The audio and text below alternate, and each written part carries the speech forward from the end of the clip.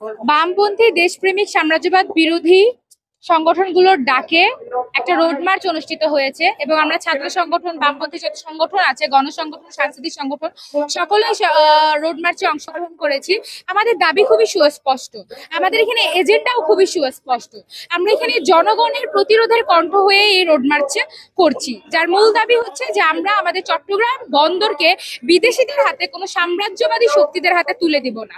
আমরা দেখছি যে ডক্টর ইউনূস যে ঘোষণা দেয় যে তারা অভ্যুত্থানের পক্ষের শক্তি, অভ্যুত্থানের পক্ষের সরকার, তারা ক্ষমতায় আসার পর যেই মৌলিক সংস্কারগুলো আমাদের দেশে হওয়া দরকার ছিল কিছু না করে বরঞ্চ আওয়ামী লীগ যে গোপন চুক্তিগুলো, বিভিন্ন অসম চুক্তিগুলো বিদেশি বিভিন্ন সংগঠন, বিদেশি বিভিন্ন গোষ্ঠীর সাথে করে গিয়েছিল, সেগুলোকে কিন্তু তারা জনগণের সামনে প্রকাশ করেনি, বরং সেগুলো বাস্তবায়ন করছে।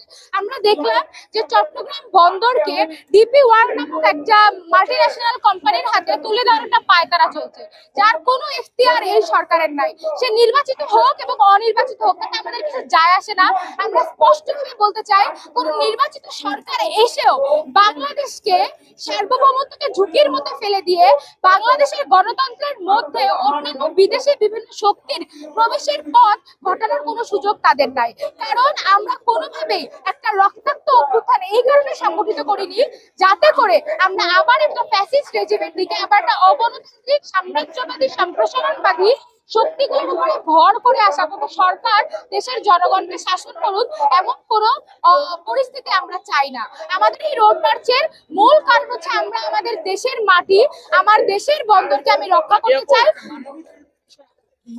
মানবিক করিডোর দেওয়ার মধ্য দিয়ে যে দেশটা একটা যুদ্ধক্ষেত্র বানানোর পায়তারা চলতেছে, আমরা সেইটার বিপক্ষে।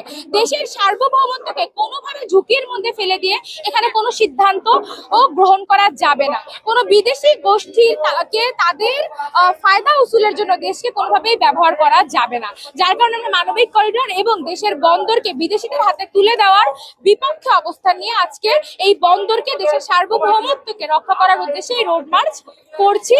এবং আমাদের এই রোড মার্চে এখন যে আমাদের সমাপনী সমাবেশ, তা এই বন্দরের সামনে অনুষ্ঠিত হচ্ছে। আপনাদের আপনাদের যে দাবি দেওয়া, এগুলো যদি মেনে নেওয়া হয়, পরবর্তীতে আমরা আরো কঠোর কর্মসূচির দিকে যাব এবং জনসম্পৃক্ততা আরো বাড়িয়ে আমরা যে কোনো ভাবেই হোক আমার দেশের মা, আমার দেশের মাটি, আমার দেশের সার্বভৌমত্বকে আমরা রক্ষা করব। জনগণের প্রতিরোধের কণ্ঠ হয়ে আমরা রাজপথে